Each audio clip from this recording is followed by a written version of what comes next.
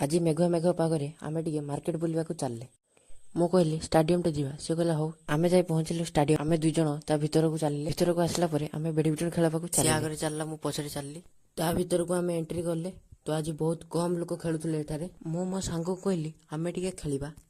ସେ କହିଲା ନା ନା, ମେଡିସିନ ଆଣିବାର ଯିବାର ଅଛି। ତାପରେ ଆମେ ଚାଲିଲୁ। ଆମେ ଦୁଇ ଜଣ ସେଠାରୁ ପଳେଇ ଆସିଲୁ। ମୁଁ ଷ୍ଟାଡିୟମ ବାହାରକୁ ପଳେଇ ଆସିଲି। ତାପରେ ଆମେ ରାସ୍ତାରେ ଚାଲି, ମୁଁ ରାସ୍ତାରେ ଯାଉ ଯାଉ ଭାବିଲି ଚାଟ୍ଟା ନବା। ତାକୁ ପଚାରିଲି, ସେ କହିଲା ହଉ ନବା। ମୁଁ ଯାଇ ପହଞ୍ଚିଲି ଚାଟ୍ ଦୋକାନରେ। ତାପରେ ଆମେ ଚାଟ୍ଟା ଅର୍ଡର ଦେଇଦେଲେ। ଦୋକାନରେ କି ଭିଡ ଥିଲା। ତାପରେ ଭାଇ ବନେଇଲେ ଆମ ଚାଟ୍, ଭାଇ ପ୍ୟାକିଂ କରିଦେଲେ, ଆମେ ନେଇ ପଳେଇଲୁ। ଏବେ ତାର ମେଡିସିନ ଆଣିବା କାମଟା ଥିଲା। ଆମେ ମେଡିସିନ ଷ୍ଟୋର ଖୋଜି ଖୋଜି ଫାଇନାଲି ପହଞ୍ଚିଗଲେ ମେଡିସିନ ଷ୍ଟୋରରେ। ଆମେ ମେଡିସିନ ନେଇ ଚାଲିଲୁ। ଆମେ ଯାଉ ଯାଉ ରାସ୍ତାରେ ଦେଖା ହେଲା ଆମର ଜଳେଶ୍ୱର ପ୍ଲାଟଫର୍ମଟି। ତାପରେ ସାଙ୍ଗଟା କହିଲା ଥମ୍ସଅପ୍ ଟେ ପିଇବା। ଆମେ ଦୁଇଟା ଥମ୍ସଅପ୍ କିଣିଲୁ।